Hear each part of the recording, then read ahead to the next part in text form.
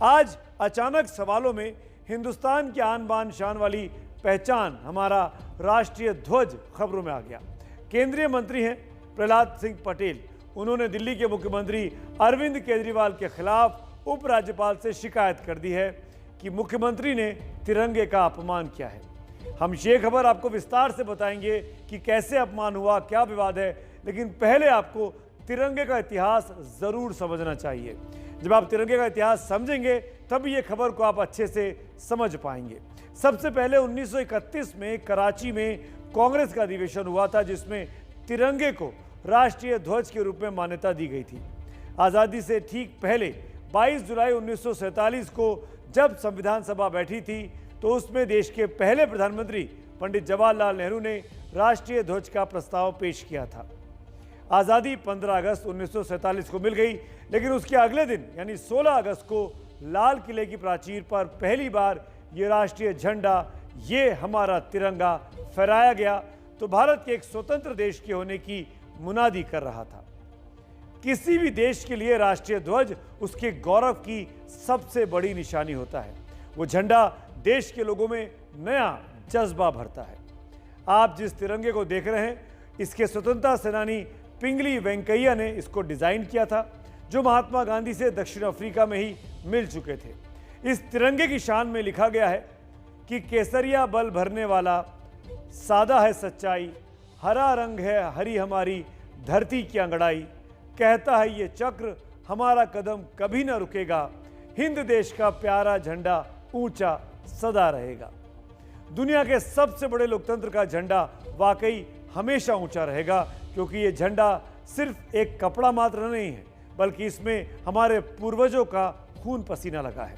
उनके त्याग बलिदान की खुशबू इस तिरंगे से आती है।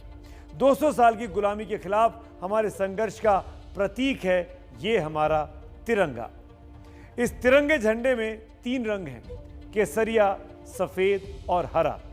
केसरिया सबसे ऊपर और हरा रंग सबसे नीचे होता है।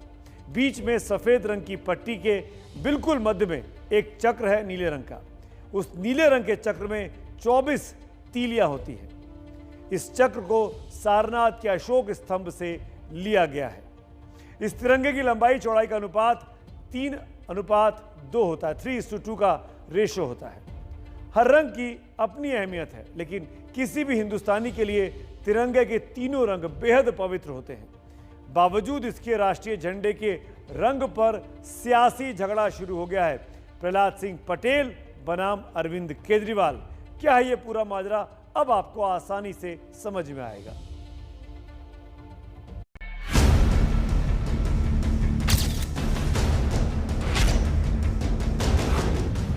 दिल्ली के मुख्यमंत्री अरविंद केजरीवाल की प्रेस कॉन्फ्रेंस में उनके पीछे लगा ये तिरंगा अब नए विवाद की वजह बन गया है। कोरोना काल में होने वाली हर प्रेस कॉन्फ्रेंस के दौरान केजरीवाल के पीछे ऐसे ही तिरंगा नजर आता है। केजरीवाल को अंदाजा भी नहीं रहा होगा कि उनकी बात सुनने की बजाय किसी की नजर उनके पीछे लगे झंडे पर लगी थी। जी हाँ, केंद्रीय संस्कृति और पर्यटन मंत्री प्रहलाद पटेल ने केजरीवाल पर तिरंगे के अपमान का आरोप लगाया है। केजरीवाल की शिकायत में उन्होंने राज्यपाल को खत भी लिखा है। मैं लगातार जब भी केजरीवाल जी की प्रेस कॉन्फ्रेंस सब कुछ दिनों से देख रहा था, उनके पीछे 2 ध्वज लगे हुए हैं। उन 2 ध्वजों में सफ़ेद रंग पर हरी पट्टियां दोनों तरफ बढ़ाई गई है। ध्वज का स्वरूप तिरंगे में पैरेलल तीनों रंग हैं। इस आधार पर मैंने उनको एक पत्र लिखा है और मैं उनके पत्र का इंतजार भी कर रहा हूं कि वो जवाब क्या आता है। आपको दिखाते हैं कि प्रहलाद पटेल ने केजरीवाल पर क्या आरोप लगाए हैं। प्रेस कॉन्फ्रेंस में ध्वज को गलत तरीके से लगाया जाता है। 2 ध्वजों को ऐसे लगाया गया है जिसमें लगता है कि ध्वज की हरी पट्टियां बढ़ाई गई हैं। चिट्ठी में आरोप लगाया गया है कि ध्वज के सफेद हिस्से को कम करके हरे हिस्से को बढ़ाया गया है। ये राष्ट्रीय ध्वज संहिता का उल्लंघन है।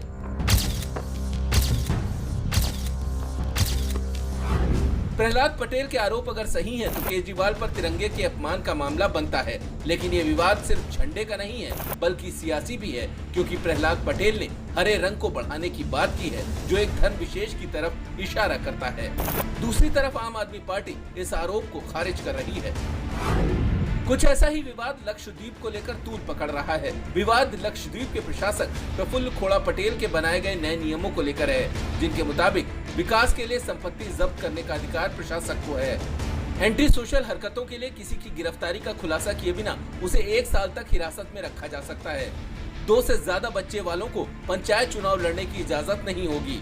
मांसाहारी भोजन परोसने पर प्रतिबंध, गोमांस की खरीद बिक्री या खपत पर प्रतिबंध, लक्षद्वीप में शराब के सेवन पर रोक हटाई गई। अब इन सारे नियमों पर विवाद इसलिए है क्योंकि लक्षद्वीप की 97% आबादी मुस्लिम है। राहुल गांधी ने प्रधानमंत्री को चिट्ठी लिखकर लक्षद्वीप के प्रशासक के फैसलों का विरोध किया है और विवादित आदेशों को वापस लेने की मांग की है। दूसरी तरफ लक्षद्वीप प्रशासन का कहना है कि वो लक्षद्वीप को मालदीव के मॉडल पर विकसित करना चाहते हैं और ये सारे नियम उसी के लिए हैं।